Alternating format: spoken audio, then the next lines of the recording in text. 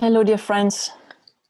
Welcome again in this Uloo team challenge on how to discover the science and the practice of meditation. So this is day 4. So you are nearly done on your team challenge.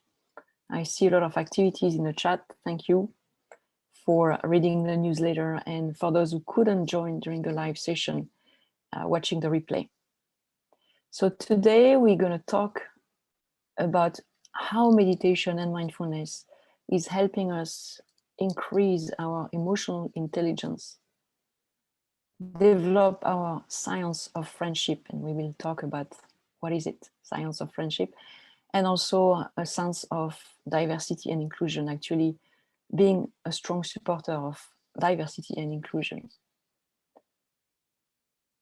I hope you have, if you have any questions again and any experience that you want to share, you know now how to share this in the chat of the Uloo app. And of course, at the end of this short presentation, we will have a guided meditation. I insist again, having been through this journey the last few years, especially when we begin, regularity in meditation is critical. You cannot experience meditation intellectually. Of course, you can have a great conversation with friends and relatives about meditation and talk about what you just learned. But if you don't practice, you cannot experience really the benefit.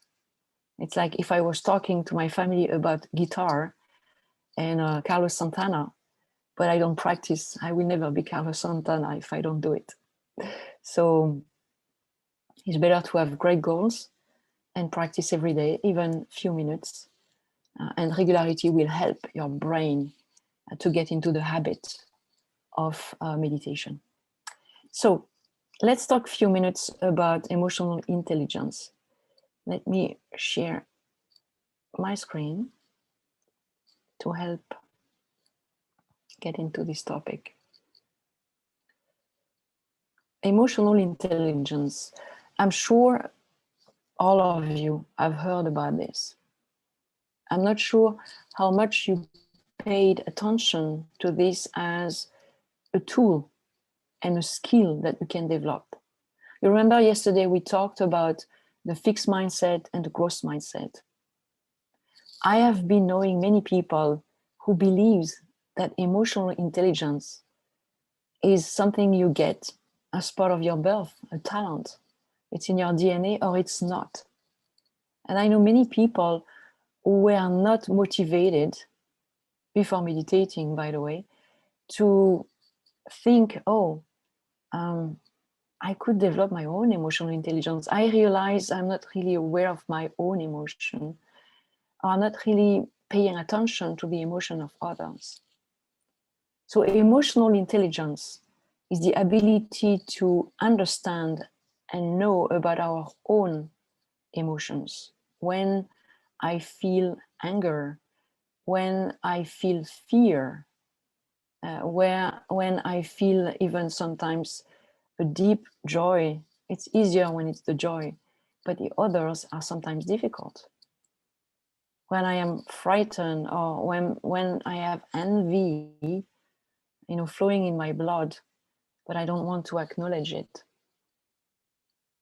One of the most well-known signals that emotional intelligence is not there is when we are angry and we believe we are just angry for any stimulus, anything. And actually, when you deep dive, you understand you are not angry. You were, for instance, frightened, or you were frustrated.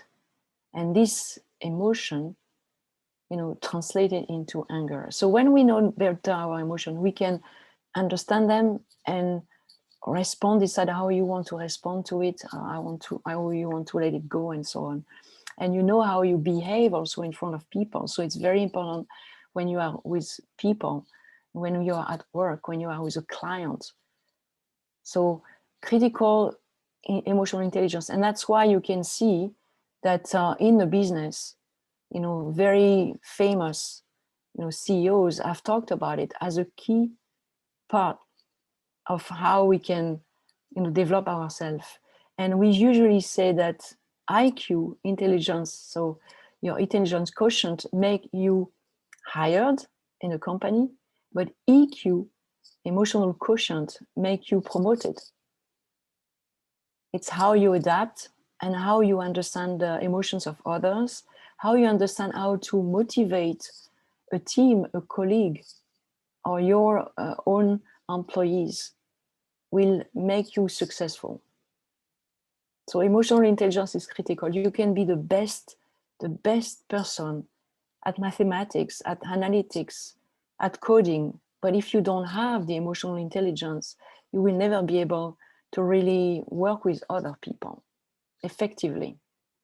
And typically you have, for instance, from a leadership standpoint, Daniel Goleman, who has made emotional intelligence very, very famous, 30 years ago. He explained in his book, and I recommend to read his book, that you can be, for instance, depending on the time of the day or the event in the business or in your life, you can be a coaching leader, you can be an authoritative leader. Sometimes you need to make a decision very fast, and the team is expecting you to go very fast. So you can adapt your leadership style. Sometimes you can be democratic and listen to everyone, but sometimes you should not be democratic because you don't have the time and the decision has to be made super fast. So you learn about all these styles.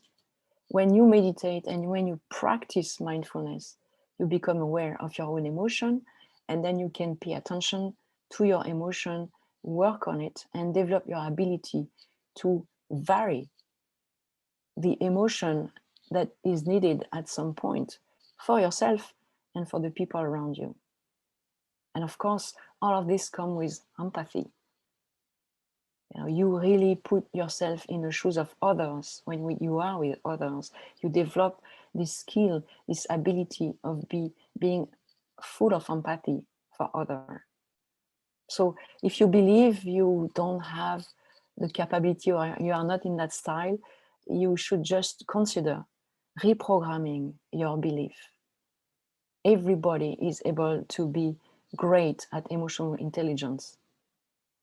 And one thing we talked about was how meditation transforms the brain, make the two brains work together and awaken your right brain if you don't use it so much. And two aspects, for instance, that help on the emotional intelligence and empathy is that there is an hyperactivation when we meditate of the brain for empathy. And there is a reduction of the part of the brain, the amygdala, that is the part of the brain that creates, for instance, the fear. So you have less fear, you feel more confident, you are more aware of what is going on because you are not, fogged by the fear, and you have more empathy. So your emotional intelligence can increase. When you have this emotional intelligence, developed, why with meditation? Why are we talking about that? It's because you understand yourself better. Obviously, you have this self-awareness about yourself, about, your value. You start loving yourself. You start appreciating what you do instead of always focusing on what you don't do. We spend our time, most of the time, to feel guilt about something we didn't do, instead of just acknowledging and celebrating the small things, the small steps, the small progress even that we do. So we gain confidence about our self-worth. We also understand what we can give and what we cannot. So we are more clear about what we can do. And we walk the talk. We are always aware of what we say, how we love people, how we pay attention to people. Self-expression also. We are able to express more what we actually feel and be very clear with people. So we are balanced in how we are expressing our emotions. One key aspect also is we stop being obsessed by being right. self-expression, it's not about always being right and trying to always have the last point. And you know how much time and energy we spend into barely listening to what somebody else is saying and just preparing our answer to be the one to be right. Creates, stress, cortisol again, and it's a waste of time. So we are okay to listen and to consider alternative point of view as valid as ours. And actually, we even go to the next step, which is we welcome with curiosity and with joy the other point of view, even if they are very far from us, with no judgment. So we increase being more close to people. We are also inspired by everything. We start paying attention to everything. We can feel again wonder. When I talk to my family and they are asking me about what do you mean by this wonder, I think, yes, I mean, look at your phone. Somebody is calling you from over the ocean. Okay, some friends calling me from New York. I'm talking to them as if they were next door. You can take it for granted and live like that. As Einstein was saying, you can live as if nothing is a miracle. But you can also live the other way. And Einstein was saying, you can also decide to live as if everything is a miracle. And so you really start again to feel wonder in everything. So with that, you connect better with your emotion and your intelligence to the overall intelligence around you. When you are inspired, you inspire people. You feel a purpose in everything you do. I was working at some point for a global division. I was leading actually a global organization that was about business continuity and resilience. And we had a purpose, which was really to make sure everything would work perfectly, even in the worst condition. People would be safe at work. The activity could be continuing because all the information system would be working. And if you think about a hospital, you certainly become very purposeful about making sure everything will work no matter what, and put your energy to be innovative and creative and focused on your work to make that happen. So we get inspired and we inspire people. We have the empathy to understand, what people are feeling. It's very useful also in the business, of course, in the family, paying attention, not trying to resolve everything, but just be there and encourage people and listen to people carefully. Give them the space to express their self with somebody listening. So we feel better what actually people are feeling. And we can put ourselves in their shoes and try to find then later on solutions. We also stop complaining about everything. We stop blaming everything. We stop feeling always as a victim. You remember, your life will shift the moment you don't feel as a victim, as, oh, why is it always happening to me? Why my boss is never giving me the right project? Why I never get a hike as my colleague? No. Why my car is always, in trouble? No, you consider ownership and you create your own reality. So you start thinking differently and everything become an experience that help you learn. So finally, the engagement, we are more confident. So we are helping people get engaged. We are more engaged in what we are doing. We have the power of concentration and we take action. So all of this are the strengths of emotional intelligence and how it can drive change in our life. One other key aspect, and I will not go through all of this, but I encourage you to read about this, is our unconscious bias. Unconscious bias is deep in our unconscious, the belief we have and the judgment we make about people. So I see somebody that looked like that. For instance, somebody that looks around, whatever, I believe around 60. Oh, this person, okay, probably retired, not doing anything anymore. I cannot give, I cannot give a chance to this person to work with me. Or, look at their clothes. I mean, these people are not serious. Or, it can go very far. Overweight people, they cannot really have a brain. If they had a brain, they would not be overweight. And then we have all this unconscious bias deep inside. And the key is to realize with your emotional intelligence that you might believe that you don't have this unconscious bias. No, I am very inclusive. No, I never judge anybody because of their size or of their religion or where they come from or their language or their accent. No, I'm above all of this. But actually, in reality, when it comes to action, like hiring someone, they are there. And look at the choice at the end. So many leaders I have met have gone through some workshop about this and realized they had deep unconscious bias that they had sometimes carried for years and years without knowing them. And you can look at the people they had hired, the close people, they were all looking similar. And conformity is that. We want to have people who act similar like us. So it's routine. There is no uncertainty, no risk. Okay, but there are many unconscious bias. Yeah, I look at the halo effect.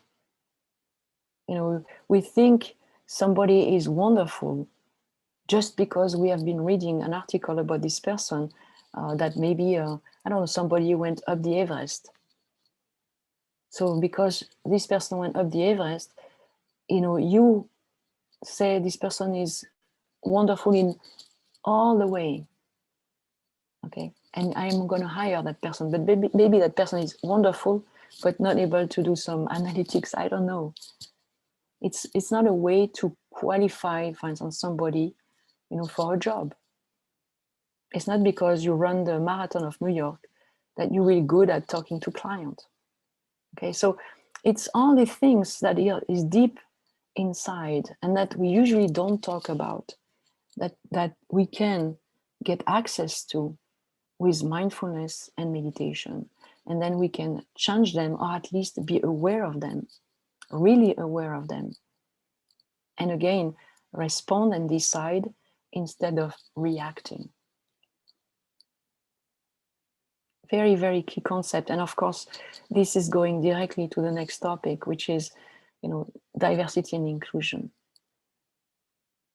Diversity, I don't remember the author of this, but I think it's Carol Sweck. But she said that diversity is like you are invited to a ball, okay, but inclusion is you are invited to dance during the ball. So diversity is usually something that is now very well acknowledged, very well supported in many ways, not always in the actions, but in the mind of people. Yes, of course, I am for diversity. Inclusion will be taking action. You can have a very diverse organization, but there is nothing put in place to actually make people feel comfortable as a minority where they are. So when we meditate and when we develop, our awareness about our emotions, about our awareness on our belief, and we go deep inside and we start to recognize, it's becoming obvious, that we can take actions toward inclusion and developing, more an inclusive culture where we are. And it comes with action. We are confident now on who we are, what we feel, what we think. We know ourselves much better. And we accept also to feel some discomfort. It's okay to feel discomfort, to be working with someone who is completely different from us, who comes from a completely different background. It might be also some discomfort to live with a spouse and see them doing things that we are not used to, or we wouldn't do the same way. But as we meditate and as we become self-confident and have self-awareness, we absolutely feel comfortable then to live with some discomfort, and it's okay. It becomes a richness. So all of this is, of course, in the bubble of empathy, and this feeling that we are all connected in a way or another. It's just a step to make. And when we become curious, as we meditate, one of my also outcome was you become curious about everything. You want to understand everything. Then your growth mindset becomes in action, and then you actually go toward other people. In my case, I'm working now, part-time for a non-profit that is 99.99% Indian, from India, or all Indian people from all over the world. And I'm probably the only one not Indian, and it's okay. I'm learning like crazy. But you would have told me that 10 years ago, before I meditate, I would look at you and say, you're out from your mind or what? I have no reason to work with people from India and spend my time with them all the time. Okay, so inclusion, richness, higher engagement, develop the sense of humor also about yourself. You don't take yourself so seriously anymore. Then, of course, you move to friendship. In another, team challenge, I will spend more time on this topic, which is my favorite topic. But you develop 3 types of friendship, and we call this science of friendship. It's even a preliminary aspect before we even meditate. You develop the friendship with yourself, accepting yourself, loving yourself, respecting, in a way, your body, and accept who you are and celebrate all the progress and new things you are doing instead of always focusing on what you are not. Friendship with other, no matter what, it can be a baby, it can be somebody totally different, it can be anyone, and even the people you don't like today, even your enemies. You start with no judgment to try to understand their own point of view, where they are coming from.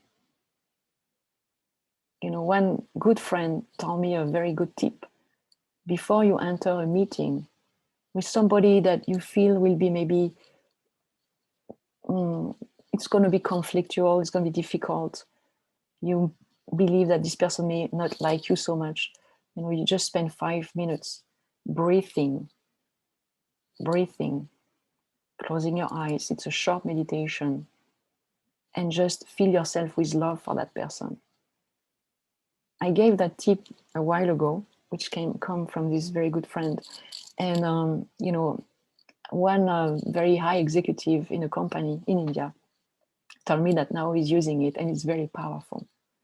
So you start developing ability to have more friendship with anyone, and to start knowing new people. Behind, a stranger face, you can have a very good friend, but you need to make a step. And obviously, friendship with animals and nature. You pay attention.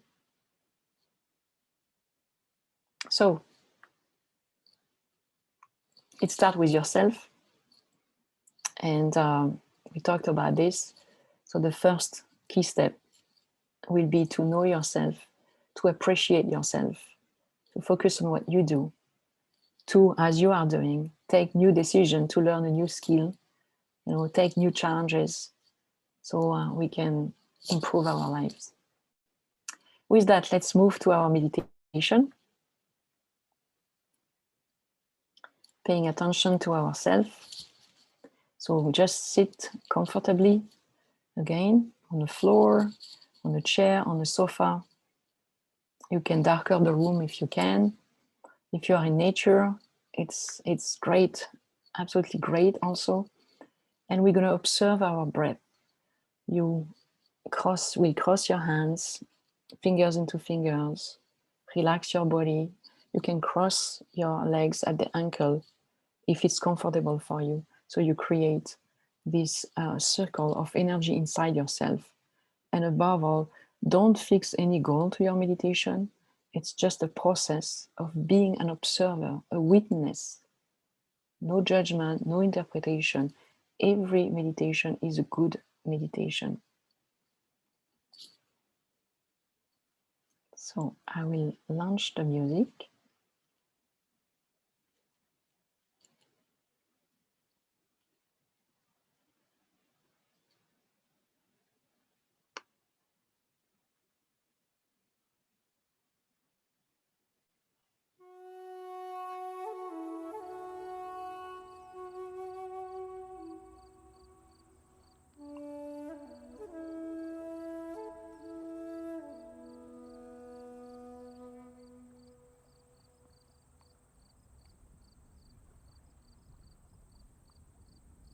Dear friends,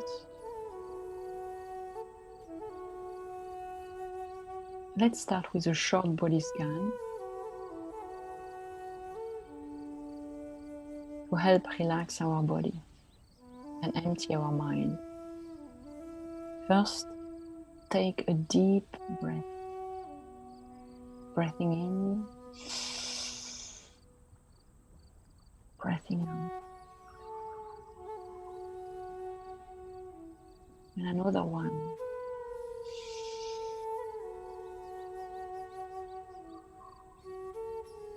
And now focus your attention on your feet, grounded on the floor. Visualize them, feel them, kindly thank them for carrying you all day long.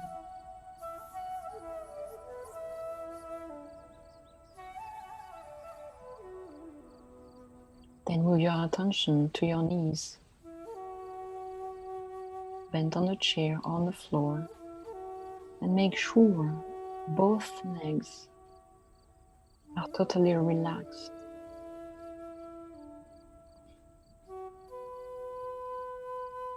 Then feel your weight on the chair, billions of cells working for you all year long, and you can express gratitude.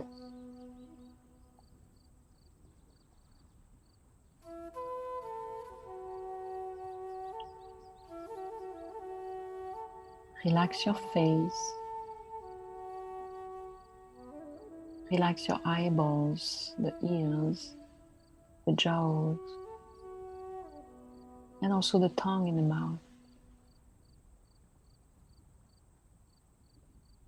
Relax your shoulders, often tense. Relax the shoulders once and twice.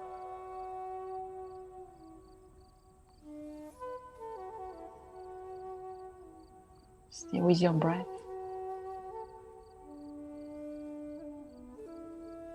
Finally, relax your hands and fingers, laying comfortably on your lap. And try to feel your heart beating in your chest. Listen inside.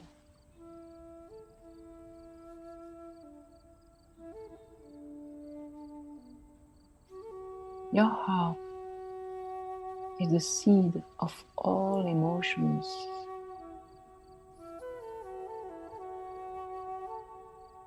Love,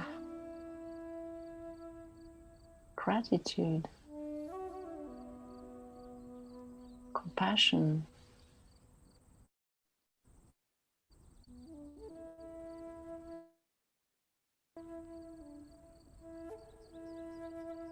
Your heart is the seed of your passion for life. Just feel it.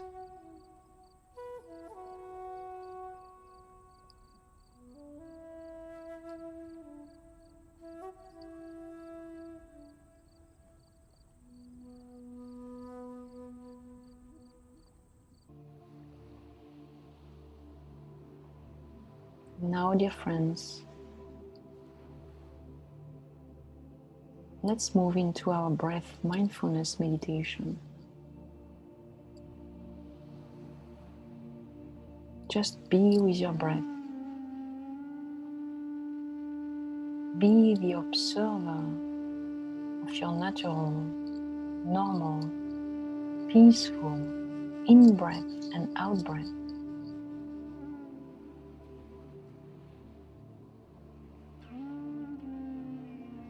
Your breath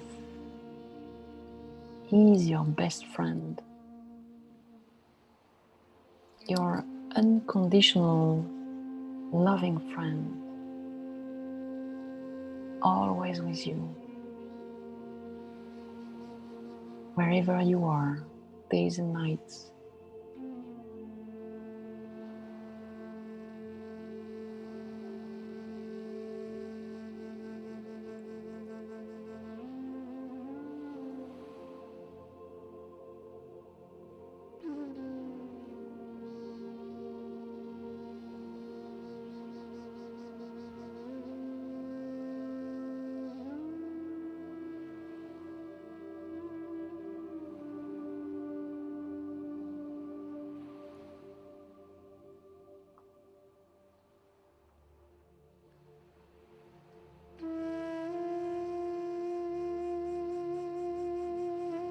If it helps, you can focus your attention to the tip of your nose and observe, feeling the air coming in a bit cooler and coming out a bit warmer.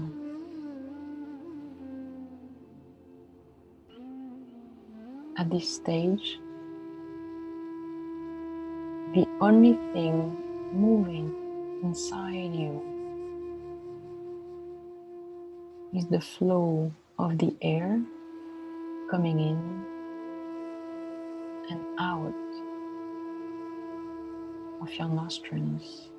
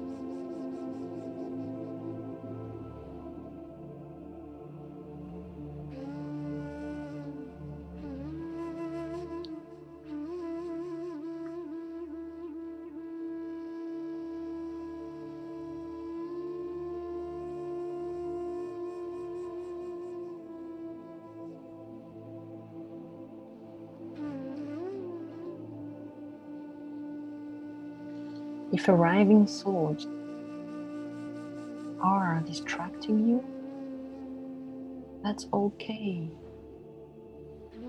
That's normal. Just notice the thoughts and move them out gently. Then bring back your attention to your breath and do this again and again and again.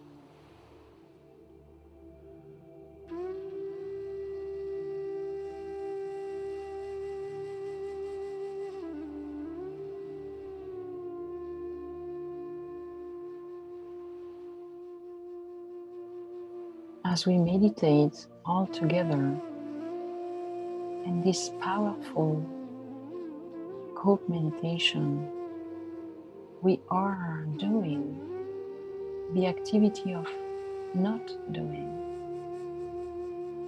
of just being. And for once, allow yourself to completely forget about your life, to completely forget about yourself, and just be the observer of your in-breath and out-breath.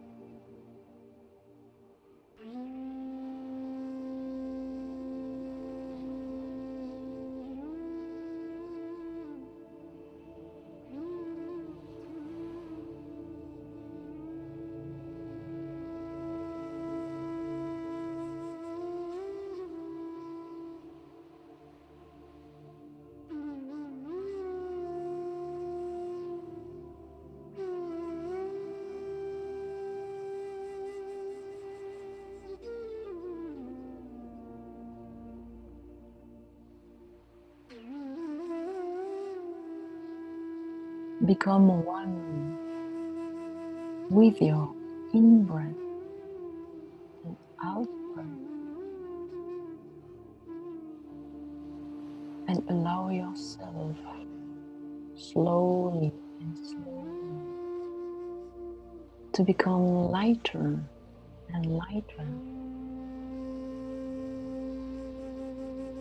with your in-breath and out-breath.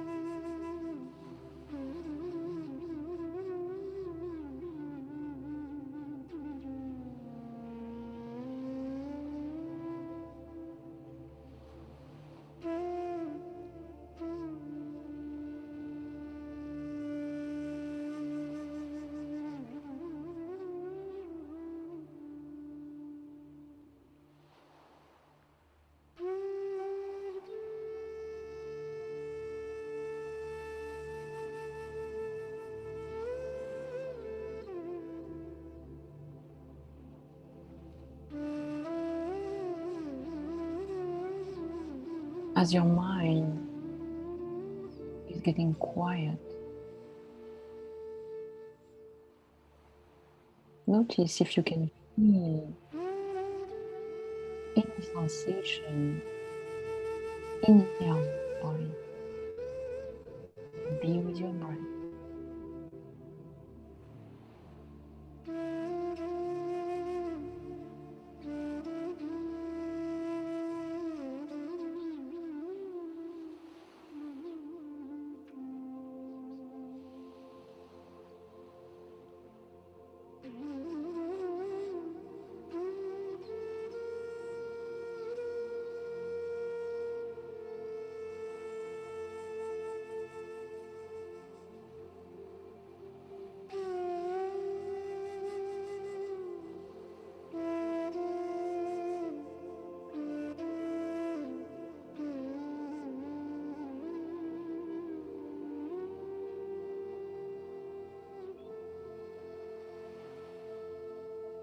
as your mind is slowly getting more empty, see if you can become aware of some emptiness inside your body and all around your body.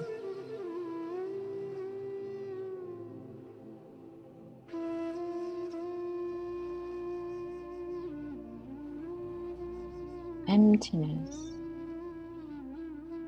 is energy.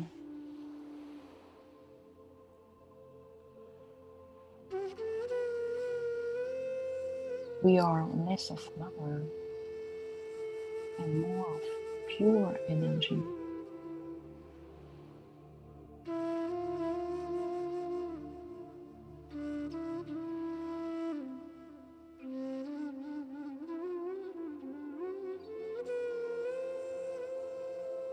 Your energy is limitless.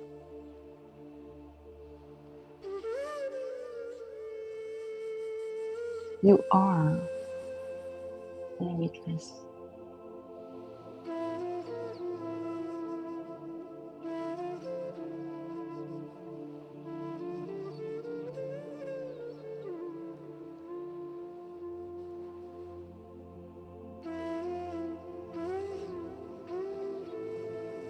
As you become one with your breath, allow yourself to go beyond your body, to go deeper and deeper into this emptiness inside you, all around you,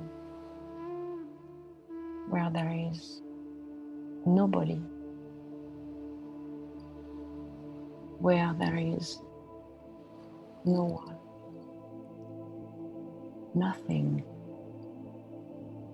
no place and no time.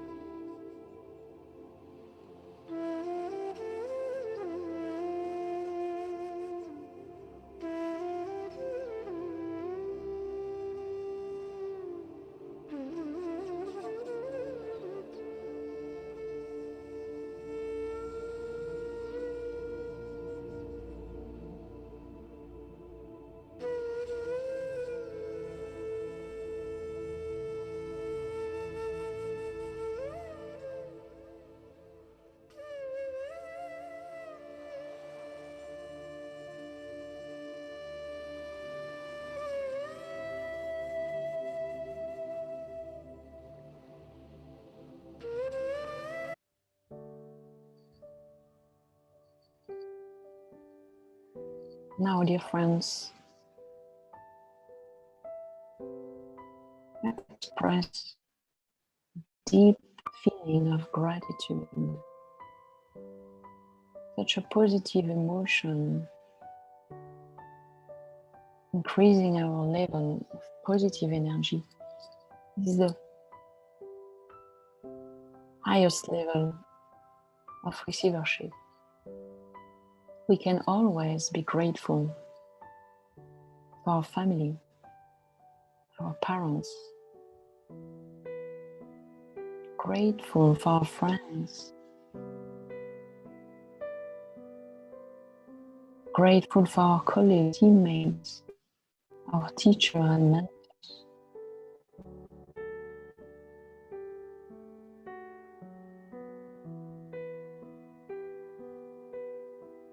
We can extend our gratitude to nature, the plants, the trees, the water, the oceans, wind. Grateful to all animals and this beautiful planet hosting us. The sun and the moon and the stars. grateful to this universe, offering us so much energy, wonders, and mysteries. We can be deeply thankful to all the people, services, institutions helping us in so many ways in our life. The technology serving us to connect, create, work. And finally, be grateful to yourself for all you do, caring about yourself and caring about others.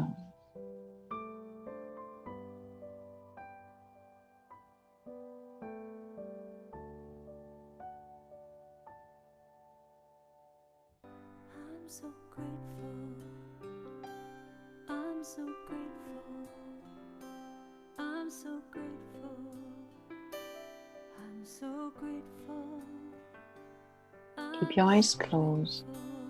Stay with your breath. And let's take a minute for this deep feeling of gratitude and this energy. Feel your heart, your mind and body.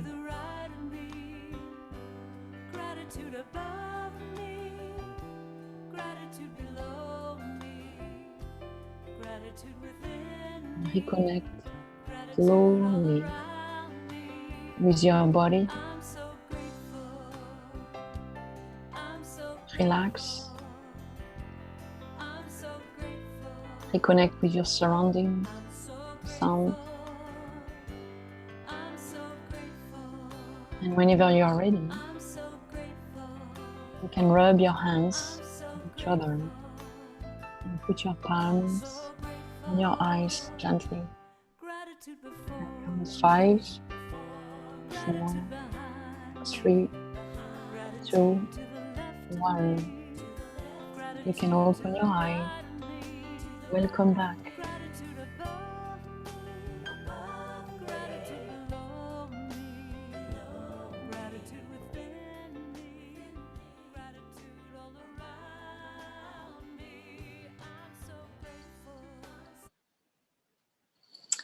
Welcome back, everyone.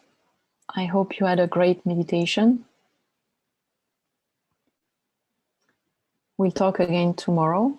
In the meantime, do not hesitate to re-look or re-listen at the replay if you want to meditate again today. Indicate in the app to encourage all your teammates that you have been accomplishing your task, because we are in a team challenge and we want to encourage each other. We are going very fast on many topics, but it's a discovery mode, and we will have other team challenge, soon in the future, where we will explore more in depth all of these topics about meditation and mindfulness. In the meantime, I wish you a very great day, end of the day or even night, wherever you are in the world. And thank you so much for being there, and enjoy your time. See you tomorrow.